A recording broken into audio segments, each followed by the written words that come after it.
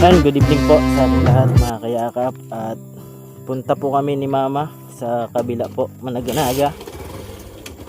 At kakatapos lang po ng malakas po na lindol mga kayakap. Grabe, sobrang lakas po. At hanggang ngayon ay nahilo pa rin po tayo. Malakas po mga kayakap at sobrang tagal po matapos yung lindol. And tingnan po namin sa kabila at yung mga santa po ni Mama, baka nagkaturumba po. At grabe, lakas po talaga. Ngayon lang po nangyari to sa Bulan, Sorsogon po na ganun kalakas at ganun katagal po. Grabe, yug-yug po yung mga nakaparadang kotse po doon mga kayakap. Tapos yung mga ceiling fan tsaka ilaw na nakahang po. Grabe.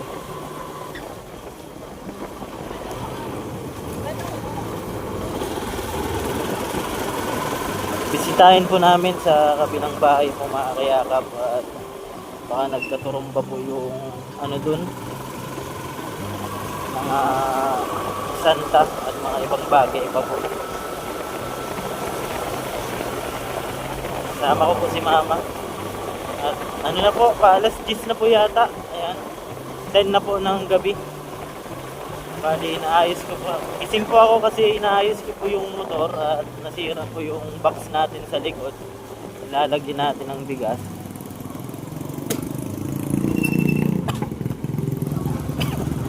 Ayan po tayo. Kaya puntahan natin sa bahay. Sana wag naman po. At grabe talaga mga kayakap. Ang lakas po talaga. Uga po yung kotse. Inaangat, parang inaangat po. Lakas. Tulog na po sana sila Mama. Ginising namin. Baka po wag naman sana kung ano yung mangyari. Siyempre mas maganda na po yung nag-iingat.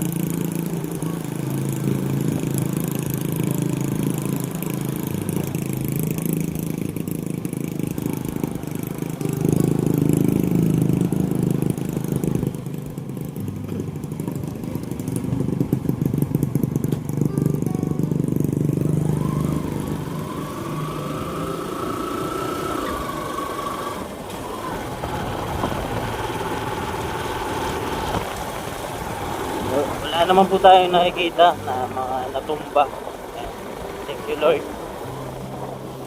Mahirap po mga kayakap kapag may mga naapektuhan. Siyempre nadaan pa lang yung bagyo. Ayan.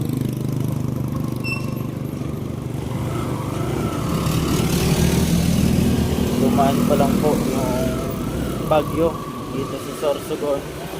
Sana wala naman pong naapektuhan mga kayakap kasi sobrang lakas po talaga. Hanggang ngayon ay nahihilo pa rin tayo. Pupupus kasi ako dun sa may labas, nagpapahinga po at katapos ko lang mag-ayos ng motor. At pawis po tayo.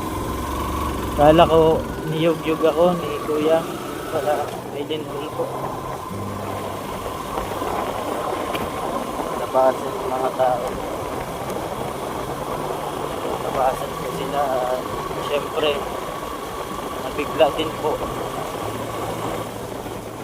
Baka sumabog naman po yung vulkan. Hindi po natin alam kung bakit ganun kalakas yung lindol.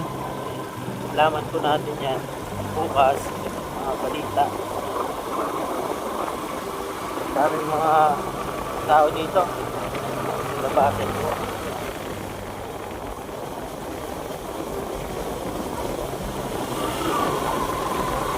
Lakas po talaga nun. Puntahan po natin. Dito po kasi si Papa tsaka ni Kuya, kapatid ko po, tsaka yung asawa. Dito po sa kabilang bahay. And dito si Engineer oh. Tanong natin si Engineer. Engineer, hali ka sa balay? Na no? Mo din na mo naglinog baga. Busy si Engineer. Alas 10 pa lang. May duty yun si Engineer mga kayakap. Dito na po tayo. Grabe.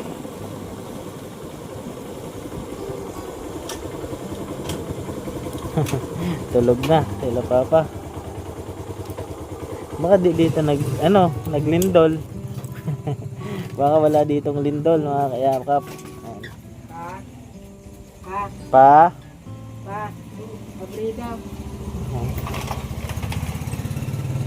Tulog sila papa. Ano? Hindi ka nagmamasan linaw? Lakas ng lindol. Signali. Buti di natumba po mga kayakap. Yan po yung ingatan namin po. Inaras na likili kami. Pray po tayo. Yan, buti po mga kayakap. Ay, wala naman po nangyari po. Yan po kasi yung iniisip namin kasi syempre bilang Katoliko po. Ayan. At iba-iba naman po tayo ng relihiyon pero yung paniniwala po namin ay ganun po talaga. Ayan. Daming naglabas po mga tao mga kayakap. Yan, bilis na po tayo.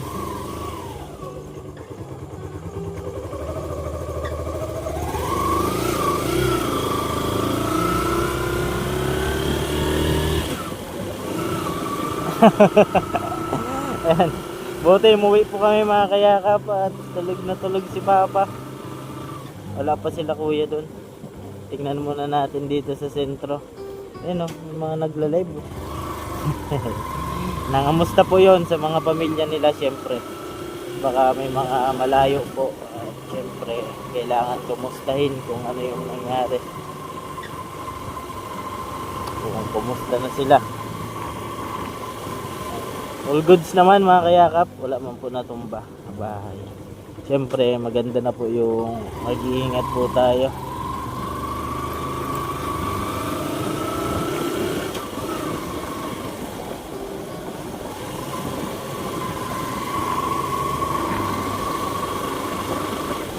Mga pulis na.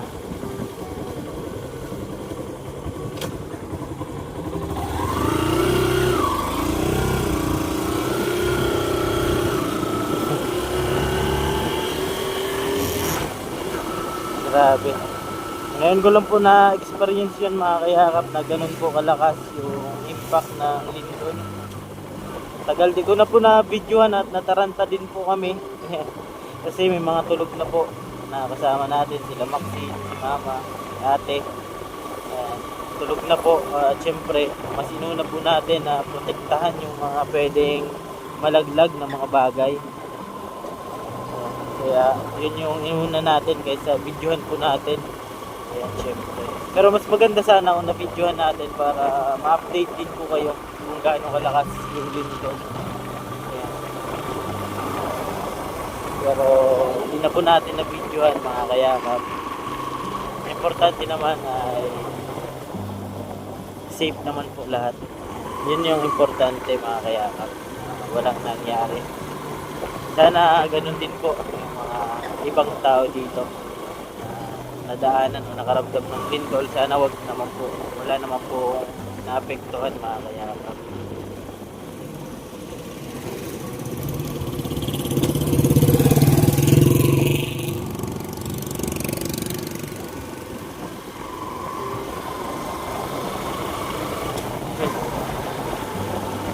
Tulog na yung mga ibang tao. Wala na po na dito si tatay. Kinuha na po ng mag-anak yata. Mag-sponsor po sana nun ng mga gamit daw, damit. Kaso wala na po dyan si tatay. Hindi ko lang po alam kung saan nilipat.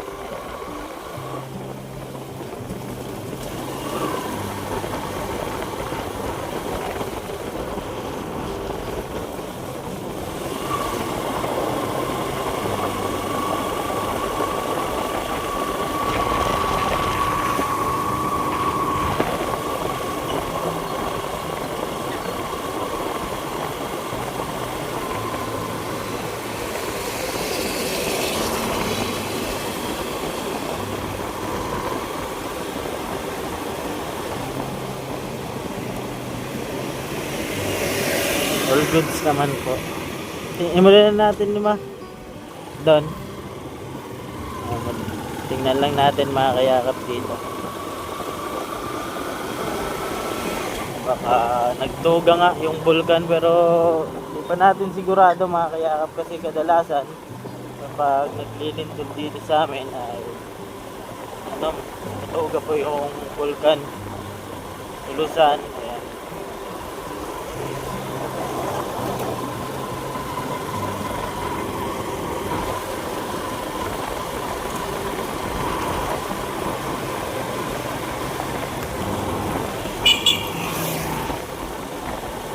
Naman po, wala naman po nagturumba ng mga poste. And thank you Lord. Nagulat talaga kami at ganun po kalakas at matagal po matapos. Yan, balik na po tayo.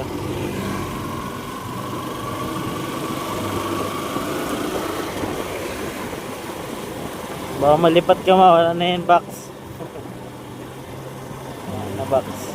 Nasira ang lock. Ipaayos ko. Nasira.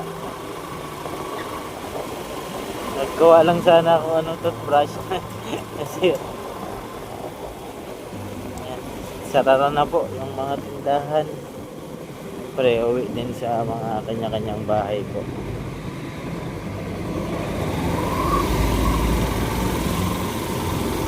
Ha?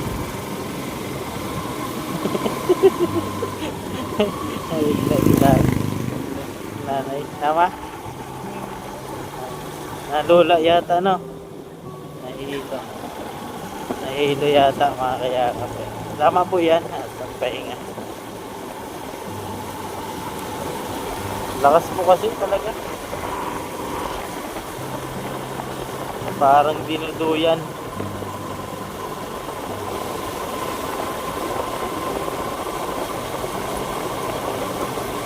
Dito na po ulit tayo sa San Vicente. Pahinga lang po sana ako at katapos ko lang mag-ayos ng motor. Kala ko binibiro naman ako ni Kuya kasi naglindol talaga.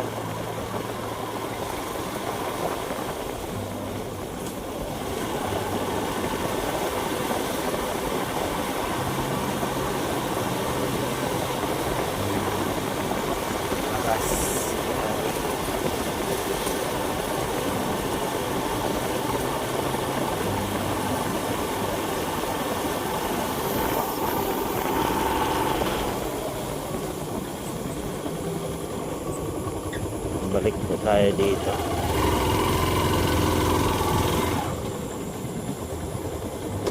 All goods. Sana wala naman pong naapektuhan. Siyempre kawawa naman po.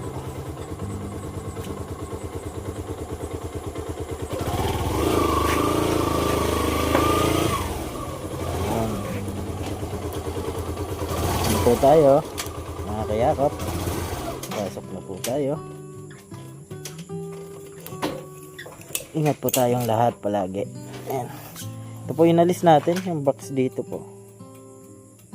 Ayan. Yung box dito yung tinanggal natin. Ayan mga kayakap, at dito na po kami at hanggang dito lang po yung ating vlog. Ayan, update lang po ito sa nangyari po ngayon. Ayan. Grabe. Nagulat po talaga kami at syempre patulog na po yung mga tao. Buti na lang gising pa po tayo at inaayos nga po natin yung yung box ng motor, kaso di po natin na ayos, kaya inalis ko na lang po mga kayakap. Ayan, hanggang dito lang po muna at ako po palang inyong lingkod, Kuya Kenz TV. Kayakap mo sa hirap at ginhawa, at lagi ko pong sinasabi, tumulong tayo sa iba kahit tayo kapos din tulad nila. Ayun po. Keep safe and God bless sa ating lahat. Ingat po tayo palagi mga kayakap.